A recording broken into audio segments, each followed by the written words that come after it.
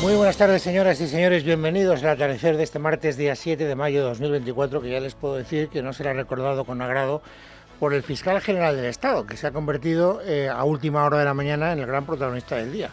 Y no por algo bueno para él, sino por algo doblemente adverso. Hoy ha recibido dos varapalos casi consecutivos que supongo que le tendrán que haber acontecido. Lo primero que ha ocurrido, y esto sí que estaba previsto, por lo menos yo lo tenía en la cabeza en las previsiones, es que el Tribunal Supremo, la Sala de lo Contencioso, ha anulado el nombramiento de Dolores Delgado como fiscal de Sala de Derechos Humanos y Memoria Democrática. Saben que el fiscal general del Estado había nombrado a Dolores Delgado fiscal de... Primero la nombró y además recibió un primer varapalo hace unos meses, fiscal de Sala, y la Sala de lo Contencioso dijo que había cometido una desviación de poder a la hora de subirle el rango. Pero la mantuvo como fiscal de sala de la Sala de Derechos Humanos y de Memoria Democrática. Y entonces este nombramiento fue recurrido por la Asociación de Fiscales, por otro fiscal que creía que tenía más derecho y que optaba a ese mismo cargo, y también por otra asociación de fiscales. Y la Sala de lo Contencioso tenía que dirimir si le daba la razón a los recurrentes o ratificaba a la señora Delgado, a Dolores Delgado, como fiscal de sala. Y lo que ha decidido es revocar el nombramiento y por lo tanto darle ese varapalo no pequeño al fiscal general. Ahora enseguida lo va a contar mucho mejor que yo Miguel Ángel Pérez, pero es que también nos va a tener que contar una segunda noticia que también tendrá que haber acontecido al fiscal general del Estado, porque resulta que el Tribunal Superior de Justicia de Madrid ha admitido a trámite la querella interpuesta por la pareja de Isabel Díaz Ayuso, por Alberto González Amador, contra la fiscal jefe provincial de Madrid, Pilar Rodríguez, y contra el fiscal de delitos económicos, Julián Salto, por un delito de revelación de secretos. Ustedes ya se acuerdan perfectamente de cuál es el argumento que hay detrás de esta noticia. Se produce una nota de prensa donde el señor González Amador entiende que se están revelando datos personales y se querella contra los fiscales que han difundido esa nota. Luego sabemos que además la nota fue inspirada por el propio fiscal general del Estado. ¿Qué es lo que ocurre a partir de ese momento? Que la teniente fiscal de la Fiscalía General del Estado da órdenes a los fiscales que tienen que tramitar esa querella, diciendo que por favor se opongan a la admisión a trámite. Ellos discrepan de la orden que reciben e invocan el artículo 27 del Estatuto Fiscal, y eso da origen a una reunión del Consejo Fiscal muy tormentosa que se solventa dándole la razón a García Ortiz por mayoría, no por unanimidad, porque los fiscales que no estaban de acuerdo pues se manifiestan ahí su oposición. ¿Qué es lo que ha ocurrido hoy? Que el juez, en contra del criterio del fiscal general del Estado, admite la querella. Esto no quiere decir que prejuzgue el fondo de la cuestión. Esto no quiere decir que haya visto un delito. Sencillamente lo que dice es que se tiene que investigar esa querella a ver qué es lo que ha ocurrido. Y vamos a ver cómo acaba esto, porque como ustedes recordarán, en el transcurso de esta película que les estoy contando precipitadamente, el fiscal general reconoció que él había sido el inspirador, no se sabe si el autor material, de la nota que revelaba esos datos secretos. Por tanto, 2 por 1, 2 varapalos y un mismo destinatario, Álvaro García Ortiz. Don Miguel Ángel Pérez, bienvenido, buenas tardes. Muy buenas tardes, Luis. Empecemos por el primero, empecemos por el varapalo a Dolores Delgado y por elevación también al fiscal general. Pues sí, la verdad es que ha sido un varapalo tremendo, Luis. Hay que decir que es la tercera sentencia del Tribunal Supremo en contra de Álvaro García Ortiz, de la Fiscalía General del Estado, que dirige Álvaro García Ortiz en apenas 7 meses. El primer varapalo fue en el mes de noviembre, cuando la Sala de lo Contencioso Administrativo del Supremo pues anuló el ascenso a fiscal de sala de Dolores Delgado y su designación como fiscal de sala militar. Unos meses después, nuevo revolcón de la Sala de lo Contencioso del Supremo, porque la Fiscalía de García Ortiz se negó a entregar un expediente al fiscal Ignacio Estampa, y hoy conocemos pues este tercer varapalo judicial en apenas 7 meses al fiscal general del Estado, algo inaudito, y en este caso lo que hace es anular el nombramiento de Dolores Delgado como fiscal de sala de Derechos Humanos y Memoria Democrática. Es importante destacar, Luis, que lo que dice hoy lo que hemos conocido es una nota informativa de la sección cuarta de la Sala de lo Contencioso del Supremo. Todavía no se conoce la resolución, pero lo que acuerda esta Sala del Supremo es anular el nombramiento de Dolores Delgado y que en el Consejo Fiscal se evalúe si ese nombramiento como fiscal de sala de memoria democrática lo podría desarrollar Dolores Delgado, teniendo en cuenta que su pareja, Baltasar Garzón, tiene una fundación dedicada precisamente a los derechos humanos. Y eso es importante destacarlo, porque cuando se efectuó el nombramiento, las asociaciones de fiscales pusieron el grito en el cielo precisamente por eso. Consideraban que Dolores Delgado no podía ser fiscal de sala de memoria democrática, porque si su pareja tiene una fundación dedicada a esa materia, pues podría interferir en su actuación. Álvaro García Ortiz siguió para adelante, no hizo caso al Consejo Fiscal y ahora pues el varapalo del Tribunal Supremo. Bueno, es verdad que retrotraen, por lo tanto, la decisión al momento en el que el Consejo Fiscal tenga que emitir una opinión que fue hurtada por la voluntad del propio Fiscal General del Estado. ¿Tú tienes alguna previsión a propósito de lo que puede decir el Consejo Fiscal sobre la incompatibilidad de Dolores Delgado?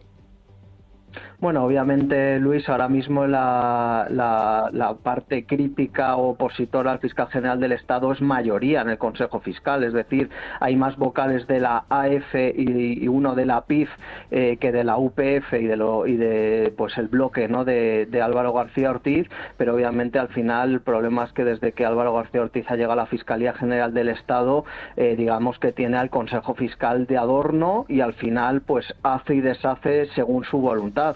Y precisamente pues eso es algo que afea, ¿no?, el Tribunal Supremo con esta resolución y que obliga y anula este nombramiento de Dolores Delgado para que precisamente el Consejo Fiscal pues se pueda poner de manifiesto esta incompatibilidad de Dolores Delgado, porque su pareja Baltasar Garzón obviamente pues tiene una fundación de derechos humanos y esto podría afectar a las decisiones como fiscal de sala de la propia Dolores Delgado, algo que es obvio, ¿no? Bueno, y la segunda de las noticias que tenías que contarnos con cierto detalle es esa decisión del Tribunal Superior de Justicia de Madrid de admitir a trámite la querella que ha interpuesto la pareja de Isabel Díaz Ayuso, Alberto García Amador, contra la fiscal jefe provincial de Madrid por esa nota de prensa que considera que revelaba secretos personales.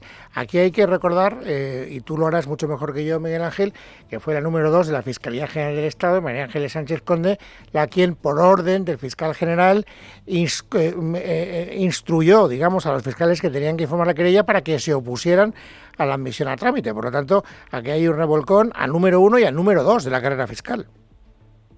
Sí, así es, completamente, Luis. Fue una decisión súper polémica porque la fiscal de Madrid encargada del caso, María de la O, consideraba que sí que se debía admitir a trámite esta querella para simplemente investigar los hechos. Aquí no se quiere culpar a nadie ni imputar a nadie, sino simplemente esto se debe investigar. Eso es lo que decía la fiscal de Madrid y por eso se convocó esa junta de fiscales, porque ella se negaba a acatar las órdenes de la número 2 de García Ortiz de pedir su inadmisión. Se celebró esa junta de fiscales de sala, colonizada actualmente por la UPF y por nombramientos de Dolores Delgado y Álvaro García Ortiz, que dieron obviamente la razón a Sánchez Conde y a García Ortiz.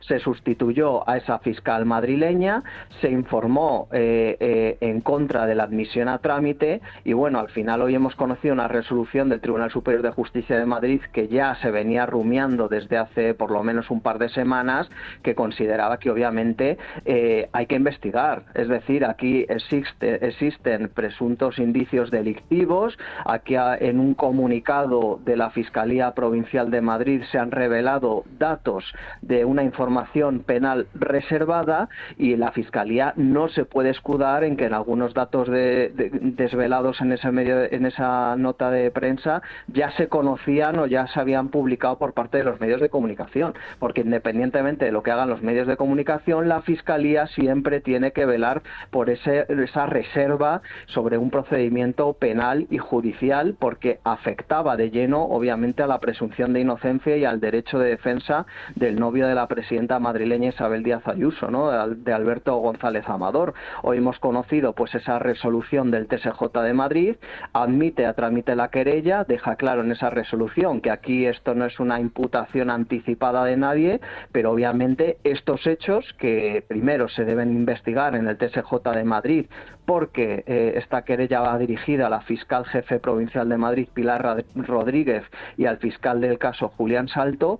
Aquí hay una derivada, Luis, y tú lo has contado antes, es que la fiscal jefe provincial de Madrid, Pilar Rodríguez, difundió esta nota de prensa por orden del fiscal general del Estado, Álvaro García Ortiz, sí. Con lo cual estamos en el primer peldaño. Ahora mismo estos hechos se van a investigar en el TSJ de Madrid, pero obviamente esto tiene que desembocar en el Tribunal Supremo, donde estaría aforado Álvaro García Ortiz, el fiscal general del Estado, porque él fue el que ordenó difundir esa nota de prensa y, como a mí me han asegurado muchas fuentes fiscales, dejó prueba por escrito de sus órdenes, con lo cual podríamos hablar, Luis, de que hoy es el principio, podría ser el principio del fin del fiscal general del Estado, Álvaro García Ortiz. Vamos a ir paso a paso, pero efectivamente lo que tú dices no es para nada un disparate. Gracias, Miguel Ángel Pérez, un saludo muy cordial y hasta la próxima. Un abrazo, Luis.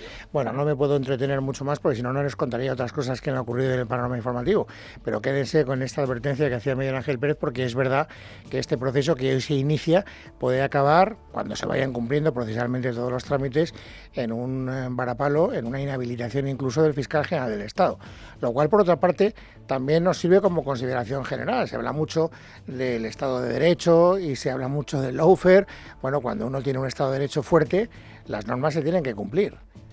Y entonces vemos cómo ni siquiera un gobierno que alardea de poder manipular a los fiscales puede hacer su santa voluntad sencillamente porque esa sea su santa voluntad. Si va contra la ley, va contra la ley, por lo tanto la ley tiene que ser respetada. Bueno, hoy ha habido Consejo de Ministros, lo digo ya para ir rápidamente a otros asuntos, y el principal atractivo del Consejo de Ministros es que estaba Óscar Puente en la rueda de prensa posterior al Consejo. Saben que Óscar Puente ha estado protagonizando no pocos escándalos durante este fin de semana. El primero es el haber dicho que el presidente de Argentina, el señor Milei, inhalaba sustancias, creo que fue la expresión literal que él utilizó. Naturalmente aquello provocó inmediatamente la respuesta de la presidencia de la República Argentina y una especie de incidente diplomático que estuvo durante algunas horas en un, trance especialmente candente. Bueno, hoy querían saber los medios de comunicación si Puente se arrepentía de lo que dijo a propósito de Milei. Y esto es lo más cercano que entiende Puente a pedir perdón. Dije lo que dije, en el contexto en el que lo dije, en el lugar en el que lo dije. Te aseguro que si yo hubiera tenido la mínima noción, y ese es quizá mi gran error, de que iba a tener la difusión y la repercusión que ha tenido, no hubiera dicho lo que dije. Hasta ayer. Luego es verdad que dice que también dijo otras cosas y que también habló bien de Milei en otros ámbitos y que eso no se recogió. En fin, un cierto capón de refilón a los medios de comunicación, pero lo importante es que si él hubiera tenido conciencia de que eso iba a tener tanta trascendencia, probablemente se hubiera tentado la ropa. Y luego había un segundo asunto que también convertía en especialmente interesante la comparecencia del señor Puente. Y es que saben que ayer los usuarios de cercanías en Madrid tuvieron que hacer frente a una incidencia que provocó muchos retrasos, que puso en riesgo la vida de muchas personas que tuvieron que bajarse andando por las vías de un andén que estaba completamente paralizado como consecuencia de una avería. Y Óscar Puente, que había estado muy activo en las redes sociales hablando de todo menos de eso, no había dicho ni mu hasta hoy, hasta que le han preguntado. Primera posición. Pido disculpas a los usuarios. Nada me produce mayor desazón, se lo aseguro, que las imágenes que he podido ver en el día de ayer. Pero también pido que no se haga demagogia y que se lleve un poco la mirada, que incidencias suceden y por desgracia seguirán sucediendo, pero que estamos trabajando para corregirlas y que vamos a seguir trabajando para corregirlas, para darles a los ciudadanos de este país el mejor transporte público posible. ¿Por qué dice esto de incidencias suceden? Porque a continuación lo que ha querido es salvar su responsabilidad poniendo el acento en la incompetencia de la Comunidad Autónoma de Madrid, porque dice: yo no sé si Cercanías tiene muchas incidencias, pido perdón, pero lo que sí que sé es que el Metro de Madrid tiene muchas más incidencias que Cercanías de Madrid. Lo ha explicado de esta manera. Pero sí decirles que las incidencias de Metro Madrid multiplican por 10 las incidencias del servicio de cercanías de Renfe en Madrid. Por 10. 700 hubo el año pasado en cercanías, pues multipliquen por 10, esas son las que hubo en el Metro de Madrid. Bueno, Pues esto es lo que tiene que decir el señor Puente. Tenía preparado algún corte más para que ustedes vieran hasta qué punto el Gobierno utiliza la mesa de la rueda de prensa del Consejo de Ministros para atacar siempre que pueda a la oposición. Lo hace Puente atacando a la oposición, que es el Gobierno de Madrid, pero es el Partido Popular, el principal partido de la oposición, y lo ha hecho también Pilar Alegría a propósito de la convocatoria de manifestaciones que tiene anunciadas el Partido Popular. Saben que el día 26 de mayo el PP ha llamado a la gente para que salga a la calle y proteste contra los bulos y contra la ofensiva contra jueces y periodistas que está capitaneando el presidente del Gobierno. Bueno, pues Pilar Alegría, podemos oírlo. Fíjense ustedes lo que dice en sede gubernamental, en la mesa del Consejo de Ministros. Y la respuesta es que han pasado 10 meses, casi 10 meses desde las últimas elecciones generales, desde el 23 de julio, y el señor Feijóo lleva sin asumir el resultado electoral desde entonces.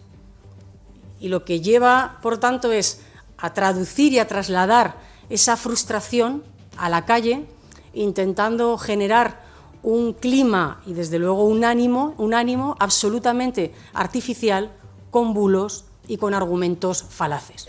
Portavoz del Gobierno, rueda de prensa posterior al Consejo de Ministros. Y la Junta Electoral Central acaba de llamar la atención del señor Tezanos, del CIS, precisamente por utilizar también un instituto público para intereses partidistas. Lo digo porque cuántas veces hemos visto a la Junta Electoral Central diciéndole a la portavoz de turno o al portavoz de turno: no se extralimite usted en sus funciones como portavoz del Gobierno. Pues ya se ve que a los portavoces del Gobierno, sean hombres o mujeres, sean de un partido o de otro, les entra por un oído y les sale por el oído contrario. Bueno, más cosas. A propósito de esta manifestación, hay también una pelea encendida entre los convocantes, que es el Partido Popular, y un partido, Vox, que debería estar más cerca del Partido Popular que de la oposición. Hoy Ignacio Garriga, el secretario general de Vox, a propósito de la manifestación del Partido Popular, ha dicho esto. La verdad que esa movilización tendrá que explicarla el señor Feijóo, porque no sabemos a qué responde. Insisto, están negociando con el Partido Socialista, tienen pactos suscritos en Cataluña, en más de 9 ayuntamientos con el Partido Socialista y con Junts, y ahora dicen que van a salir a manifestarse no sé qué día de mayo. Nosotros no vamos a participar de una ceremonia de la confusión a la que pretende someter el señor Feijóo a los españoles. Es momento de ser claros. Bueno, decía el señor Garriga que el señor Feijóo debía explicar el porqué de la convocatoria. Y el señor Feijóo efectivamente ha explicado el porqué de la convocatoria. Vamos a volver a salir a la calle. ¿Para qué? Pues para pedir igualdad ante la ley de todos los españoles, para garantizar la libertad de prensa y, por lo tanto, para que La Vanguardia pueda seguir durante décadas publicando lo que considero oportuno, y también para, por supuesto, mantener la democracia en nuestro país, que es lo mismo que garantizar la independencia judicial. Bueno, y ahora déjenme que les cuente cómo está la recta final de la campaña electoral catalana. Hoy han hablado una vez más todos los candidatos de los partidos que van a ser, según las encuestas, más votados. El presidente del gobierno catalán todavía, aunque parece que le queda poco, es Pere Aragonès, que hoy ha estado en la cadena SER.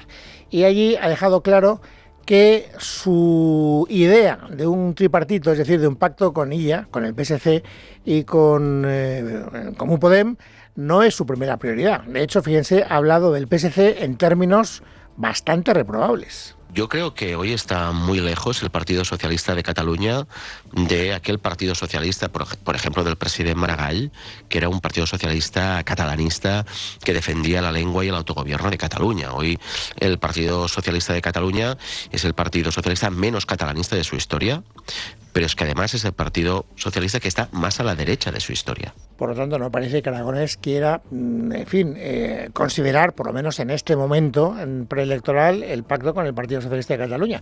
Y sin embargo, Illa, que parece ser que va a ser el más votado, pues va a tener que tomar alguna decisión. Con alguien va a tener que pactar, porque mayoría absoluta no va a tener. Entonces ya saben ustedes que aquí la gran cuestión es si pactará con Puigdemont o no pactará con Puigdemont. Hoy ha matizado lo que hasta hoy era un discurso muy claro. Él decía, con Puigdemont no tengo nada que pactar. Hoy ya no ha dicho exactamente eso. Hoy ha dicho otra cosa. Voy a hablar con los distintos grupos y voy a buscar apoyos para salir investido presidente y para tener una legislatura lo más estable posible, ¿no? El señor Puigdemont no es mi primera preferencia, evidentemente, porque tenemos, insisto, proyectos políticos muy antagónicos, pero entiendo que por encima de todo está respetar la voluntad de los catalanes. O sea, no es mi primera prioridad, pero habrá que respetar la voluntad de los catalanes. ¿Eso qué significa? ¿Está dispuesto a hablar con el señor Puigdemont, sí o no? Pues parece que sí, pero para llegar, según ella, a acuerdos puntuales. Yo con Junts tengo muy pocas cosas en común, como todo el mundo sabe. El señor Puigdemont representa justamente pues este bloqueo que hemos tenido en Cataluña, esta inestabilidad, y yo pretendo abrir un tiempo nuevo, pero a algunos acuerdos puntuales puedo llegar con ellos y quiero saber qué van a hacer, si van a seguir bloqueando, si van a seguir generando inestabilidad o si van a respetar el resultado si es que se confirma. Bueno, y luego también quiero que sepan ustedes algunas de las cosas que ha dicho hoy en TV3 Carles Puigdemont, que no está en España, pero que está haciendo campaña como si estuviera en España. Ha dicho cosas bastante interesantes. Hoy había una información de Objective, firmada por Laura Fábregas, que es contertulia de este programa, diciendo que Puigdemont había estado considerando la posibilidad de presentarse en España el día 10. Es decir, antes de la votación, que es el día 12, precisamente para darle un vuelco a las encuestas y activar el voto de los suyos. Al final parece ser que ha decidido que no va a venir el día 10. Luego le escucharemos decir que va a venir para el debate de investidura. Pero claro, la pregunta que le han hecho en TV3 es, ¿usted tiene miedo a que lo detengan? No temo una detención, pero contemplo que pueda producirse. Le doy pocas probabilidades, también le digo. Pero conociendo la judicatura española no sé si se podrán resistir a la posibilidad de conseguir una imagen que han estado buscando desesperadamente 6 años y medio. Luego, otra cosa interesante que a mí me ha llamado la atención de lo que ha dicho el señor Puigdemont en TV3 es, le han preguntado, ¿usted teme que sea tan complicado el resultado electoral que haya que repetir elecciones? Y él ha dicho, pues la verdad es que sí, yo temo que haya repetición electoral, aunque habría que intentar por todos los medios que no se produjera la repetición electoral. A continuación le preguntan, ¿y si hubiera eventualmente repetición electoral, usted volvería a ser el candidato de Junts? Si hubiera repetición electoral, ¿usted volvería a presentarse como candidato de Junts? Sí, en mejores condiciones, porque yo ya estaría allí y podría participar, por ejemplo, en el debate de TV3 y podría hacer campaña en igualdad de condiciones que el resto de mis contrincantes. Dos cosas más, quiero que recuerden ustedes de esta entrevista del señor Puigdemont. Él sigue insistiendo, lo ha dicho varias veces en la campaña, que la independencia sigue adelante y que para que haya independencia lo primero que tiene que conseguir es unidad entre todas las fuerzas independentistas. Le han preguntado, por lo tanto, en esa entrevista, si él tiene algún plan para conseguir esa unidad entre los independentistas. Respuesta. ¿Y usted tiene un plan para conseguir esta unidad de la que habla? Yo me comprometo y creo que debe ser mi máxima responsabilidad desde el instante mismo de las elecciones. ¿Pero tiene un plan? Claro que lo tenemos. Llevamos 6 años y medio trabajando en él. Por lo tanto, él mantiene esa espada de Damocles de trabajar por la independencia una vez que se ha investido, que es lo que él cree que va a suceder, presidente de la Generalitat, después de las elecciones del día 12 de mayo. Y una cosa más, también le dice a Sánchez, olvídese del apoyo de los 7 diputados que tiene Junts en Cataluña, en Madrid, si usted no dobla la rodilla en las cosas que le estamos pidiendo. Esto no es la primera vez, ni la segunda, ni la tercera que yo se lo escucho en esta campaña electoral, pero es que no hay día en que no lo diga, hoy lo ha vuelto a repetir. Si no hay transferencia del 100% de los impuestos a Cataluña, no habrá presupuestos generales del Estado. Ya hemos dicho públicamente que nuestros 7 diputados en Madrid no votarán a favor de ningún presupuesto del gobierno español que no corrija esta injusticia y que no ponga en manos de los catalanes la gestión del 100% de los impuestos. Es martes, es 7 de mayo de 2024. Vamos, amigos, ahora a completar el paisaje informativo sobresaliente de este día. Esther Nieto, bienvenida, buenas tardes. Buenas tardes, Luis. Comenzamos fuera de nuestras fronteras porque tropas israelíes han tomado este martes el control del lado palestino del puesto fronterizo de Rafah, que separa la franja de Gaza de Egipto. Este estrecho cruce era hasta esta misma mañana el único territorio de Gaza que no se hallaba en manos de Israel, sino que estaba controlado por las autoridades egipcias y de los terroristas de Hamas. Ahora Israel continúa con la que ha bautizado como Operación Rafah, la invasión terrestre que se había convertido en el último refugio para 1,5 millones de palestinos que habían huido del resto del territorio. Esta noche también han continuado los bombardeos que han dejado al menos 18 muertos. Verónica Jorro. La bandera israelí ya ondea en el paso de Rafah. Esta madrugada tanques israelíes han irrumpido en el lado gazatí de este cruce fronterizo. De esta forma, Israel pone el cierre definitivo a Gaza al pasar a controlar el único cruce fronterizo por el que la población palestina podía lograr escapar. Rafah hasta ahora era la única entrada también de ayuda humanitaria que ha permitido Israel y que hasta ahora permanece cerrado. El ejército israelí no ha querido especificar el número de tropas terrestres presentes, aunque ha recalcado que se trata de una operación precisa y limitada contra objetivos de Hamas. De esta forma, Israel hace oídos sordos a los llamamientos de la comunidad internacional, algo que ha lamentado el alto representante de la Unión Europea para Asuntos Exteriores, Josep Borrell. Todo el mundo ha instado a Netanyahu a no atacar Rafah, y a pesar de estos avisos, la ofensiva comenzó ayer por la noche. Y me temo que esto va a causar de nuevo muchos damnificados, civiles damnificados. Estamos hablando de que hay 600.000 niños en Gaza.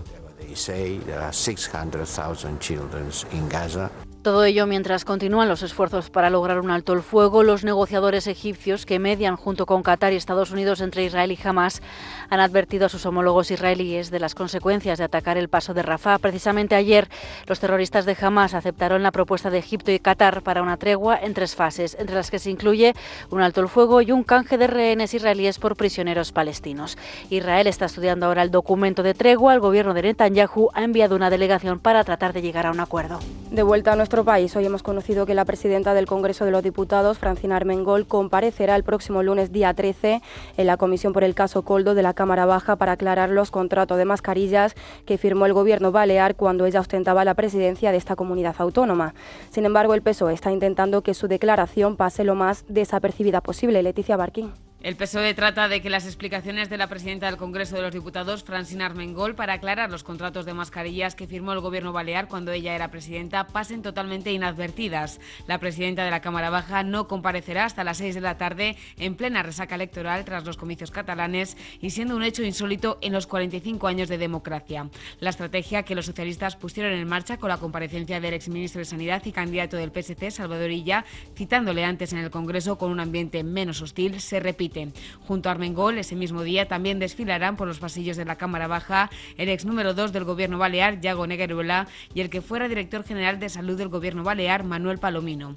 Armengol siempre ha asegurado que su administración fue, en todo caso, víctima de la presunta trama de corrupción, después de que en el año 2020 el Servicio de Salud de Baleares comprara mascarillas a través del ex asesor de José Luis Ábalos, Koldo García, por un valor de 3,7 millones de euros. Además, resultó que las mascarillas no cumplían los requisitos inicialmente acordados con la empresa de la presunta trama, Soluciones de Gestión, pero el gobierno balear tardó años en pedir la devolución de 2,6 millones de euros. Y hoy ha comparecido en el Congreso el gobernador del Banco de España, Pablo Hernández de Cos, que ha dejado una advertencia al gobierno de Pedro Sánchez.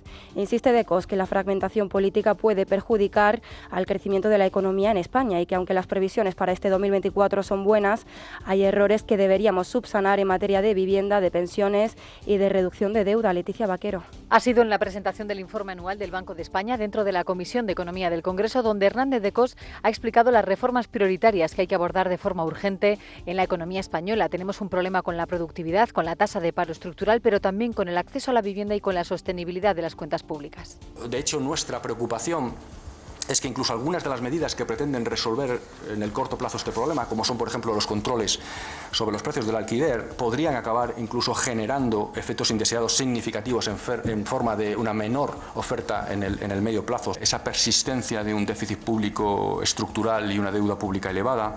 Desde la perspectiva del Banco de España, el cumplimiento estricto de las reglas europeas es fundamental para reducir esta vulnerabilidad que se ha convertido en la principal vulnerabilidad de la economía española.